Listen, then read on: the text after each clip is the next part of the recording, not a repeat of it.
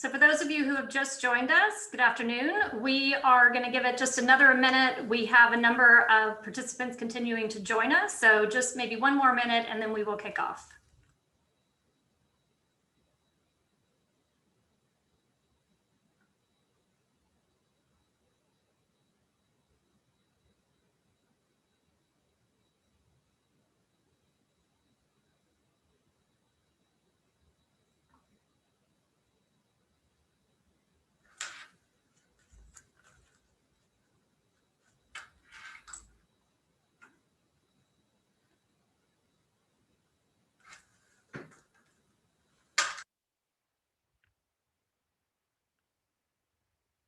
Okay, I've got a couple of minutes past the hour, so why don't we get started? Good afternoon, everyone, and welcome to our webinar.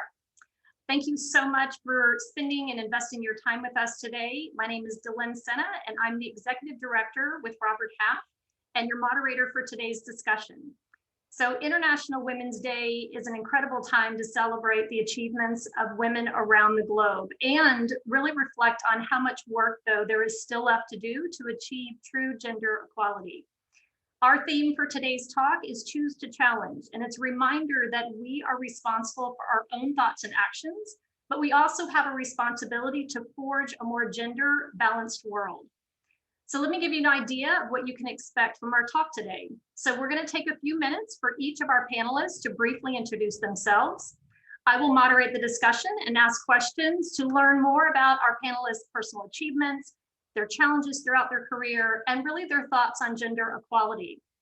We're going to save the last 15 minutes for Q&A from you, our guests. And just to let you know, there is a Q&A box at the bottom of your screen. So please send us your questions throughout the talk, and we will get to them through our Q&A session. We also have our producer, Matt, who's behind the scenes. He's going to help us facilitate this along with our polls and our Q&A session. So without further ado, let's get started. And by having our panelists introduce themselves, and so let me start with Shruti. So Shruti, if you could introduce yourself. Sure. I'm Shruti. I am the head of HR at Downing LLP. We are an investment management firm. Diversity and inclusion would have been a massive part of our agenda for last year, but with COVID, it's sort of propelled us into 2021. So it's going to be a massive part of our people agenda going forward. Excellent. Excited to have you today. Thank you so much. Leslie. Yeah. Hi, I'm Leslie. So I'm the tax lead for EMEA for Astellas Pharma Europe. Astellas is a Japanese-owned international group in the pharma life science industry. Thank you, Leslie. Avril. Good afternoon, everybody. I'm Avril Chester, the Interim Executive Director of Data and Technology at the Royal Institute of British Architects, or RIBA for short. It's a really special time at the RIBA. I'm launching internally our new tech strategy this month, and it's an absolute pleasure to help support such an influential profession. I'm very passionate about tech for good, and some of you may know me in my startup work for Cancer Central. Excellent, Avril. Thank you. Pleasure to have you. And Nikki. Hi, afternoon, everyone. So I'm Nikki. I head up talent management at Channel 4. I hope you've all been watching lots of telly during the lockdown. Please continue watching lots of telly. And I also volunteer with Pride in London, where I'm the head of recruitment. Excellent. So we've got a great panelist here, lots of different experiences and perspectives. So let's get started with our first question. So Leslie, I'm going to have you kick us off, and I want to start to talk about some of your career journey. So what have been some of your biggest career triumphs and challenges? Well, you know, if I start kind of way back, I didn't map my career out, and I think that's the first thing to say. The only two things that, well, three things. I knew I was reasonably good at maths, right? So I kind of chose an accountancy career, and I wanted to work in an international sector and with diverse cultures, and that was pretty much the only thing I kind of thought through when I started out on my career. But what I've done over the years is really embrace challenges and seek out new opportunities.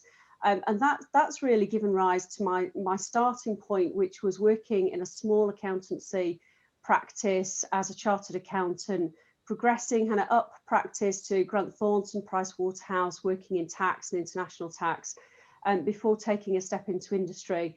And actually what that early foundation did was really employ and instill a number of core kind of factors within my, if you like, toolbox, my influencing capability toolbox, to enable me to embrace new challenges. So in my career, it's been quite diverse. I kind of moved away from, not totally away, but I took on treasury. And so I had a large stint looking after tax and treasury for an organisation. And in my current role, I actually look after tax and financial accounting. So what I've managed to do is really take all of, I guess, all of that experience and background, seek out new opportunities. And I think one of the things that I'm probably the most proud of is applying all of that in a commercial sense. So for example, at the moment, you know, I do quite a lot of tax and supply chain accounting, streamlining accounting and supply chain. And it's really very, very exciting. And I think the current environment actually makes that even more exciting, because obviously with the travel restrictions, etc., that's in the environment, you know, really thinking about how we can move goods and medicinal products across borders. So, you know, I'm really just generally quite proud of starting in a kind of bumbling fashion and then just being able to embrace opportunities and challenges to kind of where I am now. That's fantastic. Certainly the last years, I think, brought a lot of interesting opportunities for us to continue to learn and grow. So thanks for sharing that. Leslie, Nikki, we'd love to hear from you as well on this. Thanks, DeLynn. So I'm probably the polar opposite to Leslie in terms of how I started. So when I was young, I had a very clear image of what I wanted to do. I started dancing seriously when I was about 9, really seriously when I was 13, and when I was 16, got offered a place to come to London and study full time, which I was so single-minded about doing. My teacher said, do your A-levels first. I wasn't interested in that. My parents didn't have the money to pay for my fees, but I managed to get a scholarship. So at 16, I left Leeds, I came to London, and I had no plan B. This was all I thought about doing. And then, you know, found myself at 19, finished my training, and you're out in the wide world trying to make a living. By the time I was 21, I was working 3 jobs, 7 days a week, not making nearly enough money to support myself with the performing and the dancing. And I was still living in a hostel, but I had rent to pay. So I was under a lot of kind of financial pressure, and I had to make a really tough decision about, do I continue trying to make this work? Because at the time I was craving financial stability like you wouldn't believe. And I'd worked at McDonald's for a few years, part-time on a weekend, because I could pretty much work when I wanted to and dip in and out. And one day my area supervisor said to me, would you like to be a manager? They were desperately short of females at the time. This was in central London, so it was very sort of male-dominated world. And it was, I think I started on 14 grand a year, but it was a lot of money then. And I thought, yeah, this is something that I'll kind of do. So what became a challenge, I ended up staying with the business and ended up moving into HR. So that's kind of how I started my HR career nearly 20 years ago. So from what was a really challenging situation, my plan A did not work at all, had no plan B, but I sort of muddled my way through it in later life. You know, I think what both of you ladies have talked about is it's be prepared for anything. Opportunities, you never know when they're about to present themselves, and sometimes you don't necessarily know what career path you're going to take, but be open to opportunities as they come and offered to you. So Nikki, that's fantastic. Thank you. I'm going to move on to one of my most favorite questions. And for years, I have always asked women that are role models for me, or mentors, or just individuals that I work with that I have such an admiration for. And that is, what advice would you give to your younger self? And sometimes, as we say, hindsight is 20/20 in life. So Avril, I'd love for you to kick us off. And what advice would you give yourself now looking back? Absolutely adore the stories given. And I was thinking a lot about this, you know, what actually would I give myself advice for? And I feel very fortunate. I'm part of a universe called One Golden Nugget, which has been set up by the fantastic Steve Foster. And basically, I post quotes and golden nuggets from other people in the technology industry every Tuesday morning. And the recent one I had from Beth Younger, who's a process leader in Brayson. I'm going to read this to you because it does all link back. And her golden nugget last week was, if it doesn't challenge you, it doesn't change you. Your comfort zone is a beautiful place, but nothing ever grows there. The reason why I reflect on that, and then thinking back to my younger self, there's no such thing as overcoming the imposter syndrome. I'm going to completely overcome it, because actually, if you don't push yourself into the next stage, you know, the whole point is you're pushing yourself out. It's fear. You're not going to know everything. So the imposter syndrome comes straight back, and you have that thing on the, you know, whistling in your ear, don't you? Are you sure you want to stand in front of the department for the first time? You know, you've got a very squeaky voice and you're a bit animated and you're very young and you're a woman, and would it actually help? And and you've got all this whispering it. But that's just your next phase. That's your next growth. And, you know, this is what we sort of talk about. So I think if I was to sort of go back to my younger self, and, you know, every single time when I doubted myself, and you can't stop that, you just got to learn to live with it. How do I learn to live with it? How do I move that forward? Because every step you take, every new venture you take, whether it's personal or career-wise, it's okay. You're going to have those moments. You just got to learn to roll with it. And so that's the advice I'd give back. I love it. Avril, I would say that most of the individuals probably listening to this today has been in that experience before in their life, if not today. So that's great advice. Thank you. Shruti, love to hear from you on this. Yeah, I mean, I guess my point follows on exactly from what Avril's just said, in that, you know, thinking about this really personally, I think I would kind of tell myself to keep hold of that confidence that you start your career with, and keep hold of it by building resilience behind it and continue to fine tune it. Because I think sometimes we, you know, our experience of people or the way that we interact can really elevate or knock our self-confidence. And I think we need to make sure that we take the time to track our own successes and our own challenges that we've overcome, so that, you know, we really know what we're taking away from it. You know, there's a real way that you can develop your own sense of confidence and conviction, and that really needs to be underpinned by your own sense of resilience and, you know, your own sense of worth to a degree, I suppose, because, you know, your experiences are real for you. But I think everyone just tends to, and I definitely do, move from one to the next and not really taking the time to reflect. And I think, you know, we all face challenges, as Avril said, that are really personal to us. But in all of these challenges, there's that real sweet spot which you really grow, and you move on to the next stage, as Avril said. And so that is the true development for yourself. But I think we really need to figure out a way to keep hold of that. And I think I would have said to myself, you know, you need to really find a way to track that, so that you've got your highs and your lows, so that, you know, when you do have situations where imposter syndrome is creeping in, you've got something to look back at and think, actually, do you know what, look at how far I've come, look at where I've come from. So yeah, that's what I would say. You know, so I just want to make this one comment, because as I listen to the four of you, and, you know, it's Leslie and Nikki's career journey, and then Avril and Shruti, your advice of just what you've learned along your journey.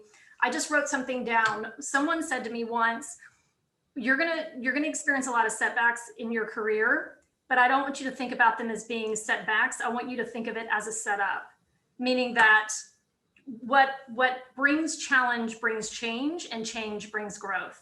And for every setback, you are setting yourself up for an opportunity to just learn something and take that with you for the rest of your career. So I actually would have a lot more questions for all of you, and I know we have to keep moving on, but thank you for all four of you sharing your experiences and advice thus far. So we'd love to actually take a quick poll. So we certainly want to hear from you, our guests. So we've got a question for you, as you can see here.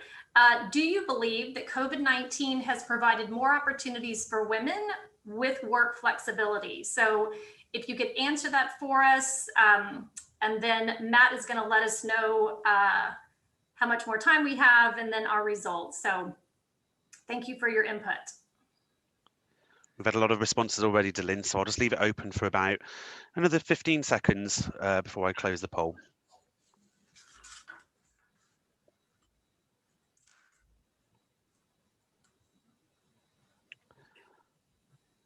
Okay, it looks like most people have voted. I'll just give it another couple of seconds. And just let everyone know I'm going to end the poll now. So, DeLynn, you should be able to see the results. Okay, so interesting split between yes significantly and yes slightly as the sheer dominant ones, but overall it looks like our guests are feeling like yes, it has. I would certainly agree with that as being a mother of two. So I'm going to turn it to Leslie.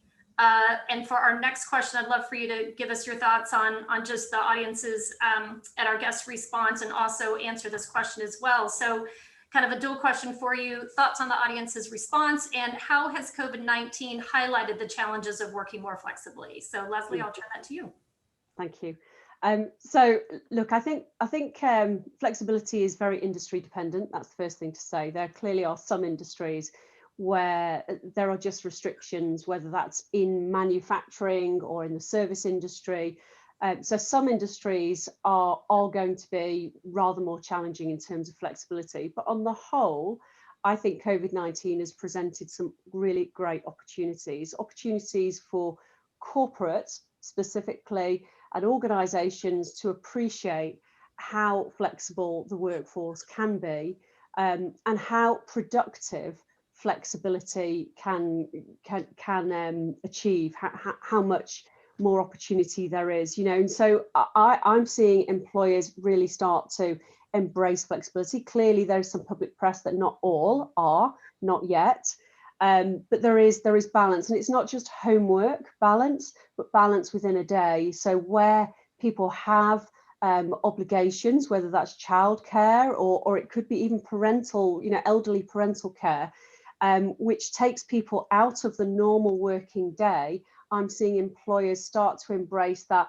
longer, more diverse working day where there is, employees can choose what times of the day they work to achieve both their home obligations and their domestic obligations. So I think there's a great deal more acceptance and positivity surrounding the flexibility that COVID-19 has highlighted.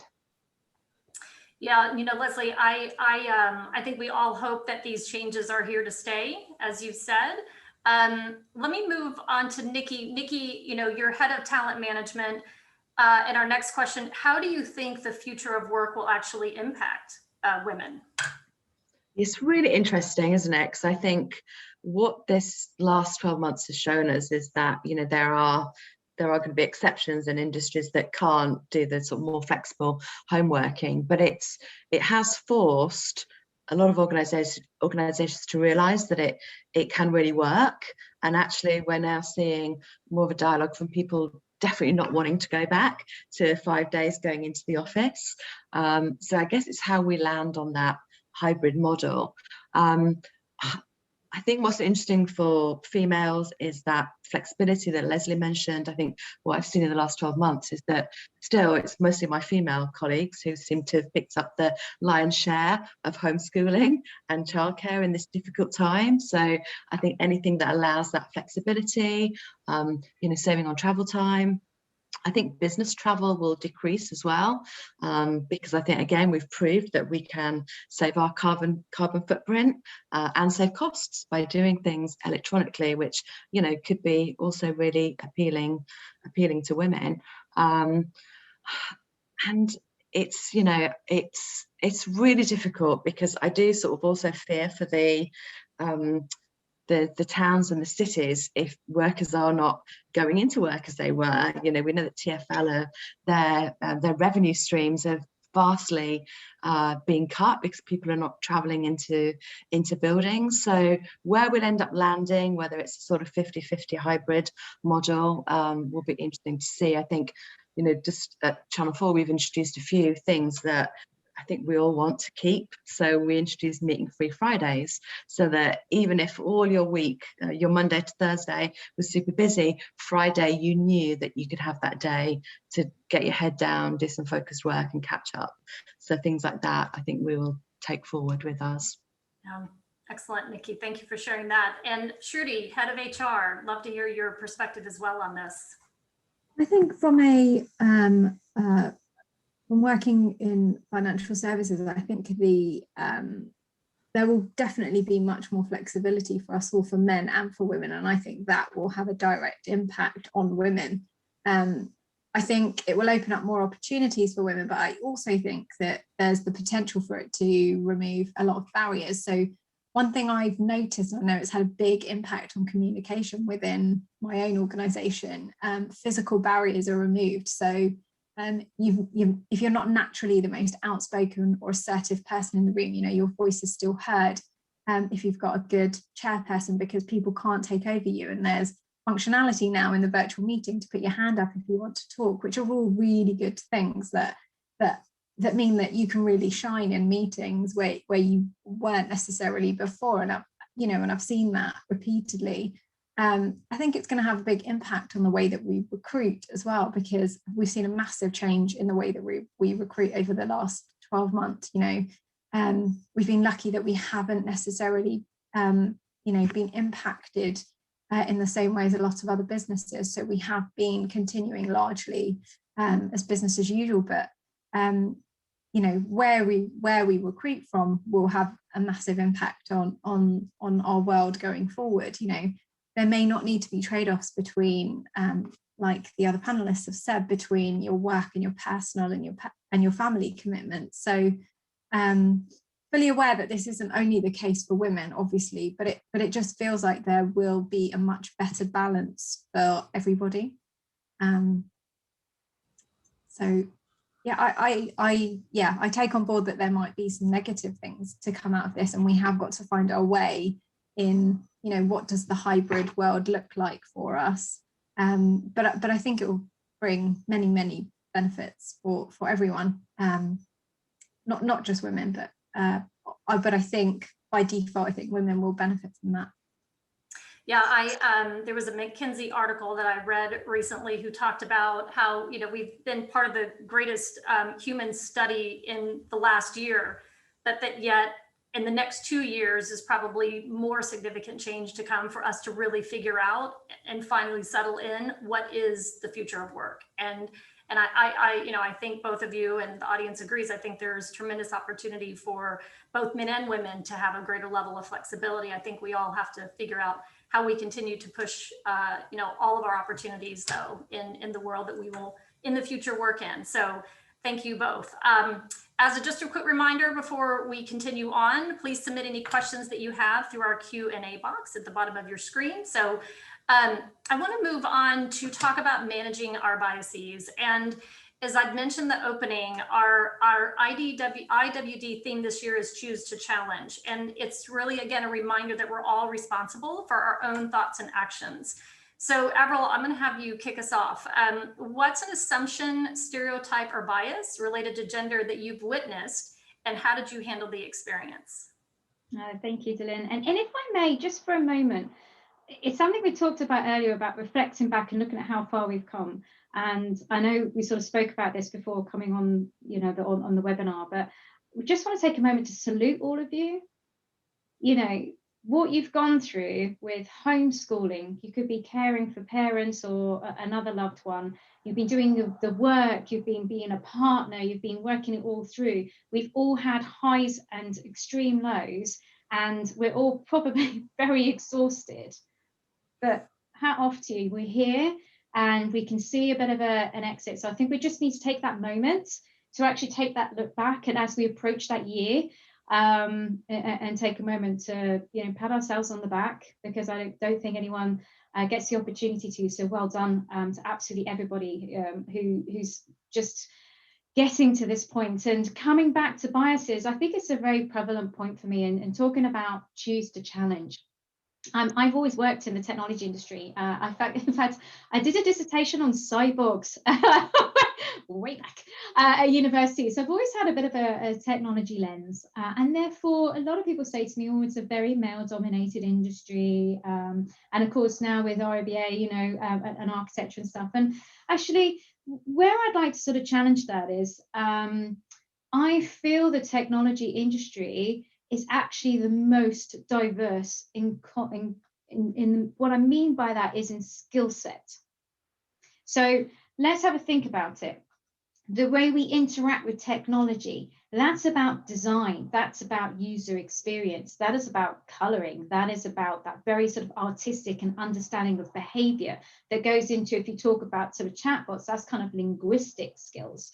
If you then talk about organizing and supporting in terms of the project management, then you need to problem solve and find things out and match things up and make the solutions. And of course, you've got sort of what people more traditionally talk about, the kind of, you know, mathematical side of things and understanding the network.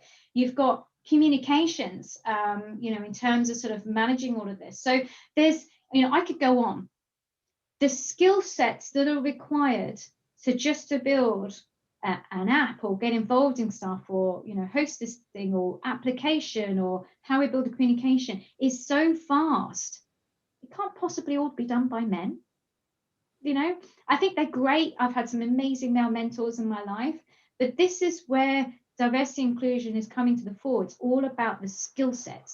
So my challenge is really about, what is your strength? We all have strength. Gosh, you've got strengths that I am absolutely rubbish at, but that's the point. That's what makes us unique and wonderful.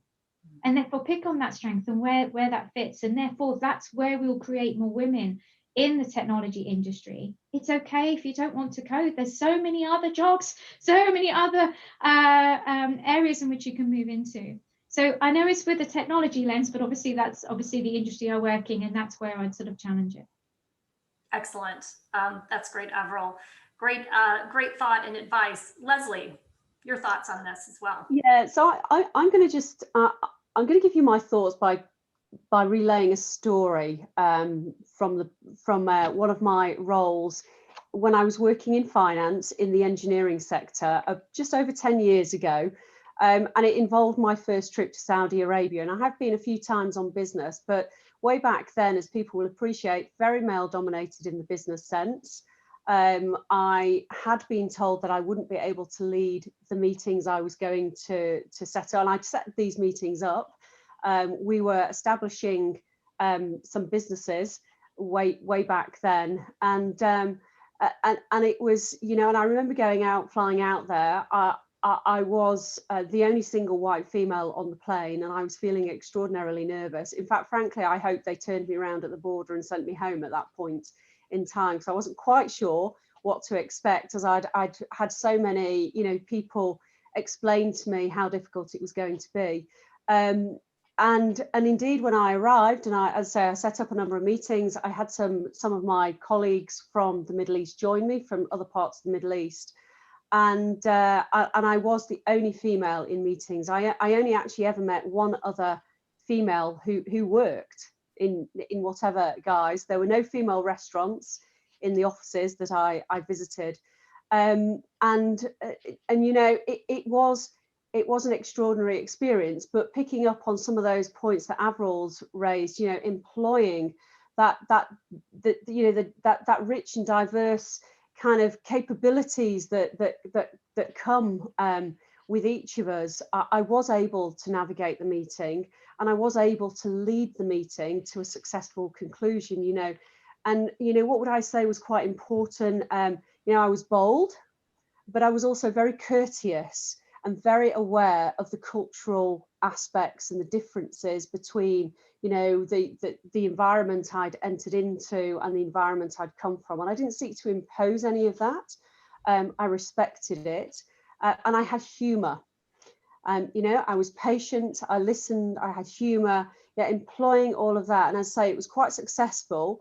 And I consider that to be one of the richest experiences of my career. You know, it was tough. It was tough, and it required a great deal of thought to scope it out and to think about how I was going to approach this. But it was most certainly a success. And as I say, I consider it to be a very, very rich experience. You know, what a lot of you are sharing today is something that I've heard before, is choose progression over perfection. And, you know, you're going into these meetings, or you're going into an area that, so long as you tap into what you're great at and really utilizing kind of your gifts and talents, and have the confidence to know that, again, with challenge comes change and growth. So Leslie, I could see how coming out of that and you know, having it be a success for you was an incredible experience. So thank you for sharing that. We have another question for our guests. So we're going to move to our next poll. So thank you, Matt. So what do you believe is the biggest challenge for women and men to overcome as we move towards gender parity in 2021? So you can see the responses there. So if you could choose one and respond, we are interested in your answers.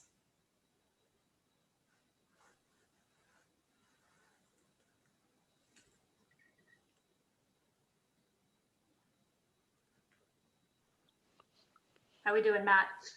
You're about halfway through. I think obviously there's more answers here. People are probably thinking more about this one. So we'll just give it another about 10, 15 seconds again.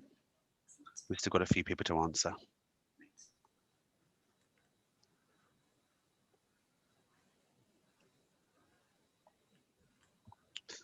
Okay, I'll just give it another couple of seconds. And I'm going to end the poll now. And DeLynn, you should now see the results. Okay, so we've got the number one, or the one with the highest number of responses, 38%, lack of women in positions of power. I think we definitely see that. And then in second, closer second, 25%, navigating career and family caregiving, which I think we have all had to experience this past year greater than ever in our lives. You know, I'm going to, let's turn it to our panelists.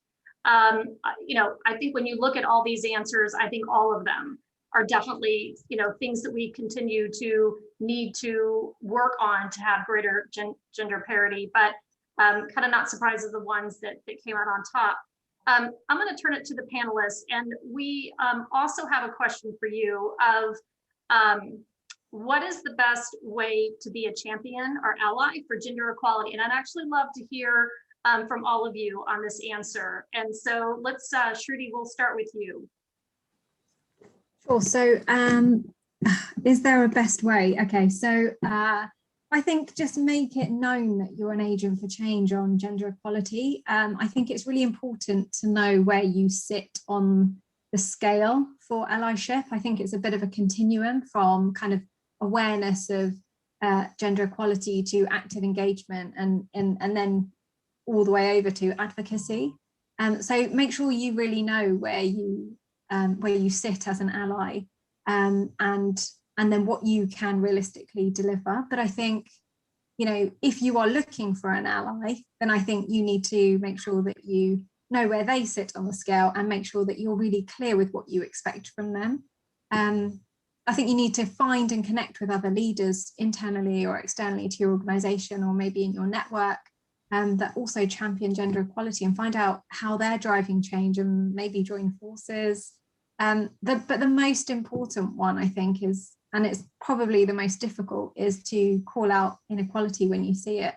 It's so difficult to do. I get that you have to do it appropriately. I think we're all told, but you know, I think it's when you are ready to call out inequality, you've got to be prepared to upset the status quo, and that's something that you know that you're going to do when you challenge situations of gender inequality. But yes, so the best way. I'm sure the other panelists have got lots of great answers to this one. Great. Be bold, be brave. That's what I'm hearing. Leslie. Yeah, so this is quite tough. This is quite tough, and I think the landscape in my career has changed significantly. When I first started in work, it was expected that you worked very long hours and weekends, and I remember working and being in the office one Boxing Day, and I was advised by a partner of a very large Big Four firm that one of the ways I could progress was to learn to play golf. So, you know, I've come through those days where that was ingrained in me, to, you know, to now where, you know, and I just spoke about COVID presenting opportunities where we really think very, very differently. So one of the things I'd say is, in your, you know, as you as an individual, constantly challenge yourself. And are you, you know, because I think we all generally think we're champions for equality and change, but are we really? And challenge the way that you operate today, the way that you've operated, and the way you've progressed, and what more can you do? And in that regard, listen and observe and think about how people, younger people coming in who are the future of work, how they want to operate and how you can help bridge that gap.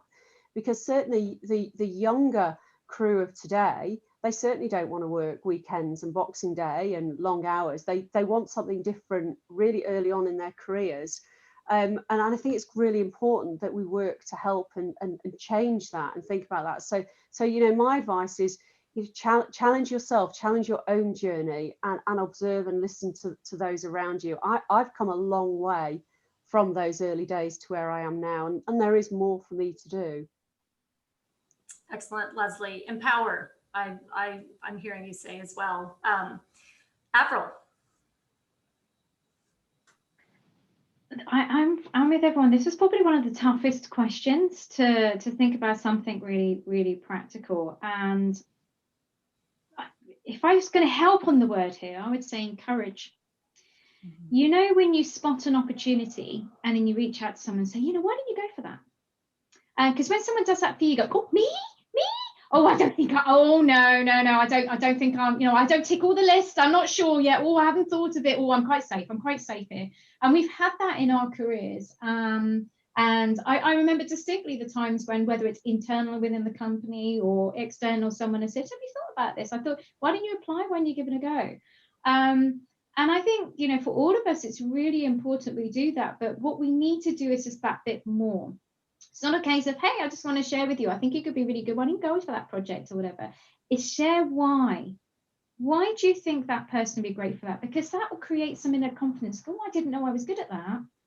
Because we all doubt ourselves. It's, oh, I didn't know, that's quite nice. Oh, they thought of me that. Whether they do or don't go for it, or whether they go for it and get it, or whether they go for it and they've learned through the process, ready, and they've got their confidence a bit better with their reasoning to go for the next one. How fantastic is that? Because what we're doing is we're showcasing and showing each other how brilliant that we feel we are, and where that strength, and going back to that strength and that skill set. So encourage, point it out to them. Don't, you know, they're not going to have seen it. Why don't you try for this?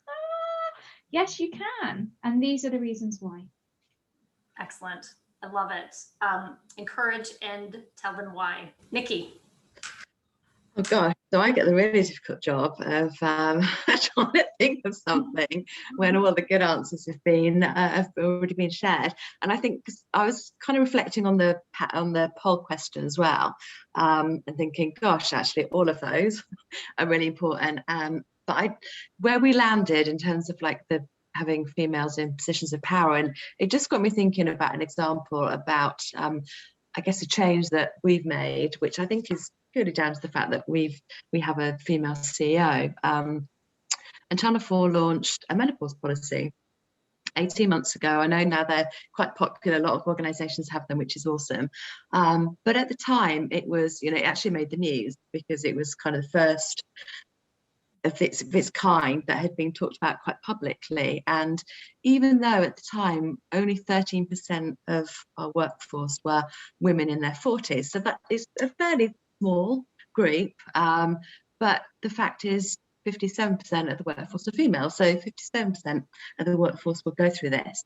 And it just made me think that actually, you know, had we not had a female CEO in a position of power, I don't think we would have launched a menopause policy 18 months ago. So I think, you know, the way that the answers to the poll came through are absolutely correct. That is probably the most important thing that you can do to enforce change. Yeah, so if I could summarize and choose a word, you know, it starts with Shruti of being bold. It's really about Avril encouraging individuals and telling them why they can be the catalyst to change and to seek great things in their life. And then it's really empower, Leslie, that you talked about, particularly those who you encourage to do, or the younger generation, to make their own path or a new path for all of us. And then, you know, last, Nikki, it's being those of you who have the power and the influence, and the more you grow and earn that in your careers, be a trailblazer and lead from the front and bring things to women and everyone for greater equality. So excellent, ladies, thank you so much. So we are going to turn to our Q&A session now. We've had some great questions come through from our guests. So Matt, I'm going to turn it to you to help facilitate this for us. Yeah, certainly. We've got a few questions, actually. So I'm going to start off with the first one. I don't know who to aim this at. Somebody might want to pick this up. What do you feel are your responsibilities as a leader regarding gender balance? Does anybody want to pick that one up? Sorry, Matt, do you mind saying that again? Apologies. Yes, certainly. Yeah. What do you feel are your responsibilities as a leader regarding gender balance? I can take that on if you like. Okay. So certainly, so I'm on the, you know, the exec team at RIBA, and I take gender balance and also all equality very seriously. And it's we talk about process. And obviously that's the first step, make sure we've got the right process in place. Actually, we talked about here that we need to say when something's wrong. And DeLynn, I think you made a really lovely point about being bold. Actually, you know when something is not the right thing. Your guts start going everywhere, and you kind of have this, oh, I've got to say something, got to say something, got to say something. And you know, and you sort of formulating your thoughts, and it's so important to speak up. So certainly from a leadership perspective, speak up, lovely words earlier, lead from the front and check the processes, challenge. And, you know, it's okay that sometimes you may get it wrong yourself. And I think we felt, because obviously we felt to sort of recognize we're doing our best and we think we're doing it. And it's okay to then listen to other people challenging you, going, did you not think of it in this way? And you go, oh, you know, it's okay. You know, we're all making sure we're doing the right steps and everything else. So it's listening is just as important of being that trailblazer and being bold in those decisions as well. Thanks, Avril. Thank you very much for that one. Okay, I've had another question here. How would you call out gender stereotypes or microaggressions? I don't know who'd like to pick that one up.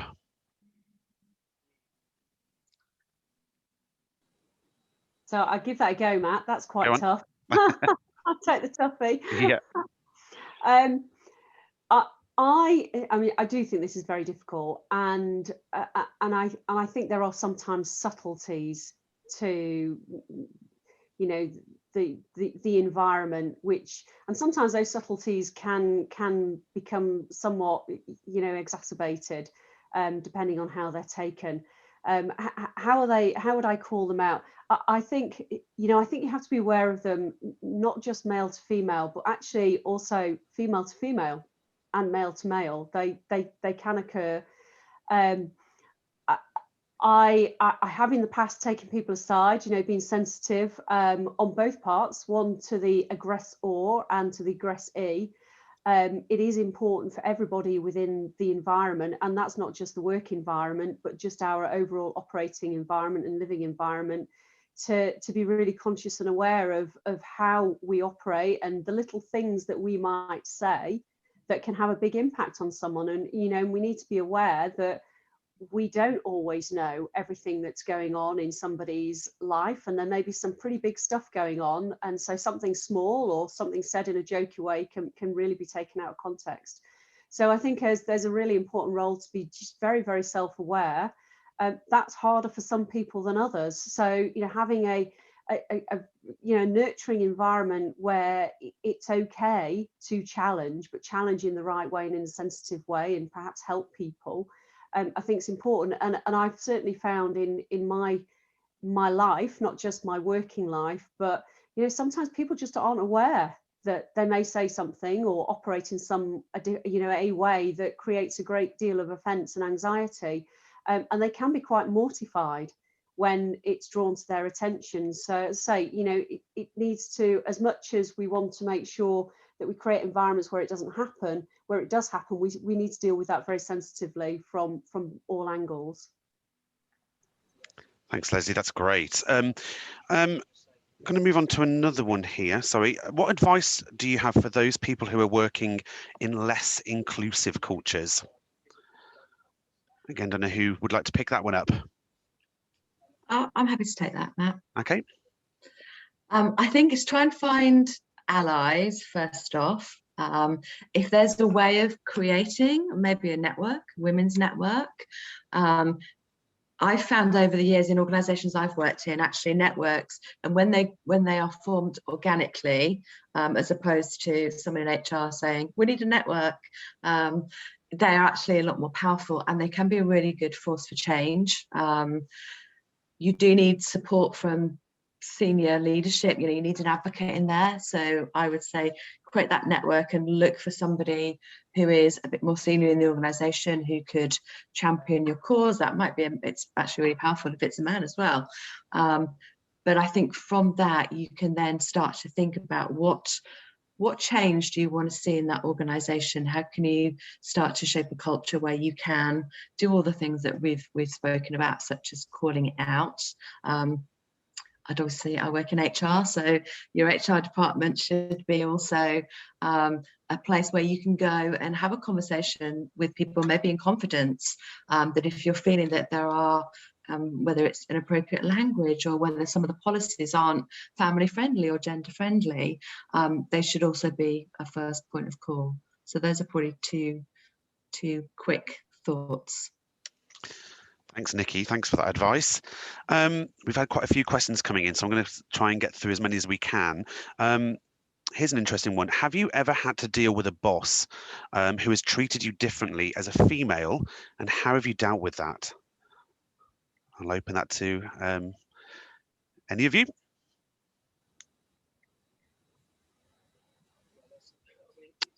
I do have one example. I mean, it's going way back when, actually, when I was like an assistant manager in McDonald's, and I sort of mentioned earlier that it was a very male. I think I was one of 3 female managers at the time, and my area manager said that we had to wear skirts, even though trousers were part of the uniform allowance that you could buy. He wanted all his females in his restaurants in skirts, and I just thought this was outrageous. So I sort of bit my tongue for a bit. I waited until we were at a big area meeting with his boss, and when it got to the Q&A, I put my hand up and said, you know, dear regional vice president, you know, do you have an issue with your female managers wearing trousers?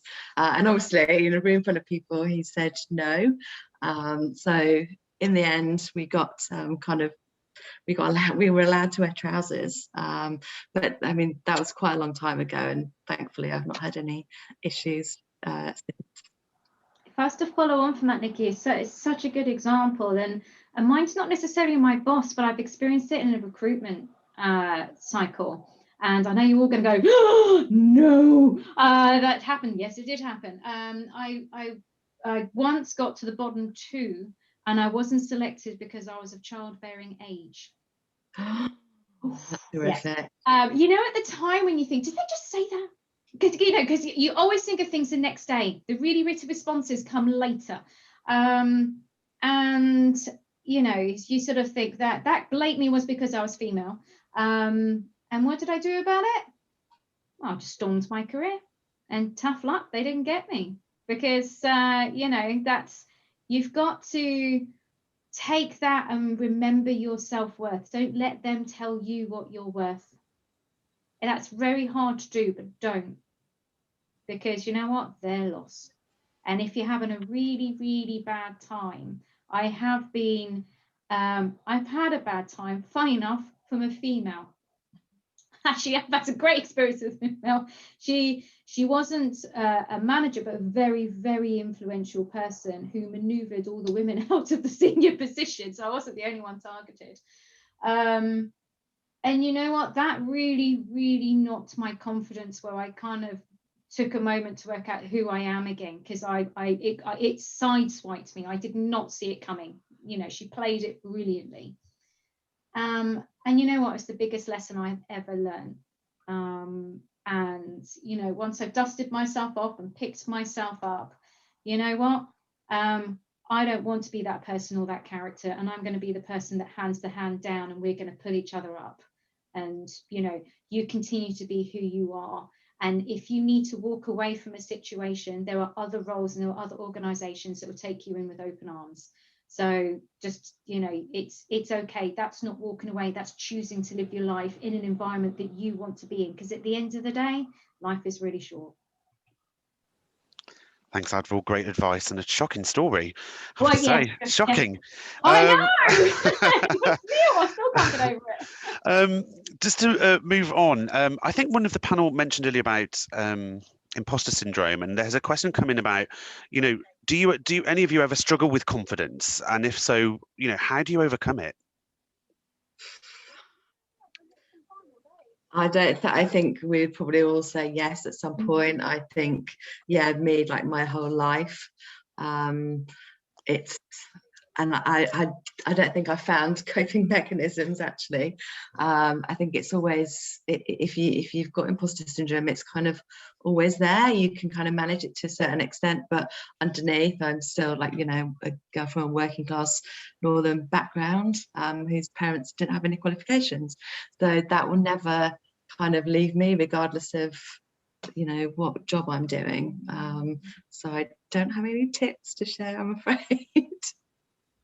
So I might just like to, sorry, I was no, go for it. I might just like to add to that, because I think, you know, I think lacking confidence at times is okay.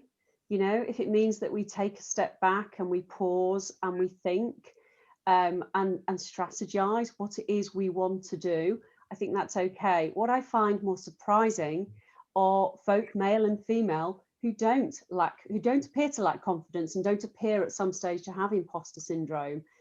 I think it's normal, and I don't think we should be beating ourselves up about it. My advice is just pause, because we're all absolutely fantastic at what we do, and we have greatness and we can deliver greatness, but pausing to reflect and consider how, you know, we may bridge a gap if there's a gap that we perceive, or even just to remember that it's just perception. It's okay, in my view. Sorry, Shruti. That's all right. No, that's all really good advice. I would just add that, you know, I think everyone has crises of confidence, and I think, you know, we've all had imposter syndrome at some stage or another, and it's something that will probably stay with us. But I think the one thing that has helped me in the past is when I know that it's creeping in, or when I know that my confidence is wavering, I've confided in somebody else who is either my sponsor in my organization, or really important peer of mine, or somebody that knows you, knows what you're capable of, but equally is someone that you can confide in and rely on and go to for a bit of reinforcement, which is sometimes all you need. You know, especially when you're lacking confidence as well, the negative thought patterns kind of creep in, and then you end up, you know, going down that rabbit hole. And I think what Leslie said is absolutely right. Pause, take some time and really think about why it is that you're lacking in confidence, but equally talk about it to somebody else. You know, everyone's been there, and if you haven't, like Leslie said, you know, I don't know how you're a human. Thanks, Shruti, sorry, thank you very much. I think we've got time for one more question, DeLynn, possibly. How optimistic do you feel about gender equality going forward in organisations? Again, who'd like to pick that one up? How optimistic do you feel about gender equality going forward in organisations? I can start that off. I think I feel really, really positive about it, because I think that at Downing, I know that we've got buy-in from the board, and there is a real sense of change, and it's coming from the inside out as well. So there is a real commitment to actually developing and creating an inclusive workplace. And I think part of that for us, and this is one thing that I'm going to be looking at, is making gender equality and diversity a business issue rather than just an HR one. We need to support an inclusive recruitment, and we need to recognise with our managers that it's their ability to build the gender balanced teams. It's down to them. It's not just something that HR come in and help you tick boxes with. So I think once we make sure that the change is coming from the business and it's a business issue, I'm really hopeful that it will snowball and it will become the norm. Thanks, Shruti. Does anybody else have any other comments on that? Bring it on. Great. Thanks, everybody. like I said, we've had further questions. I don't think we've got time now, DeLynn, to answer all of those. We will review them post the webinar, and if there's anything that we can do, we will possibly send some information out to everybody. But DeLynn, I'm going to hand back to you if that's okay. Great, excellent.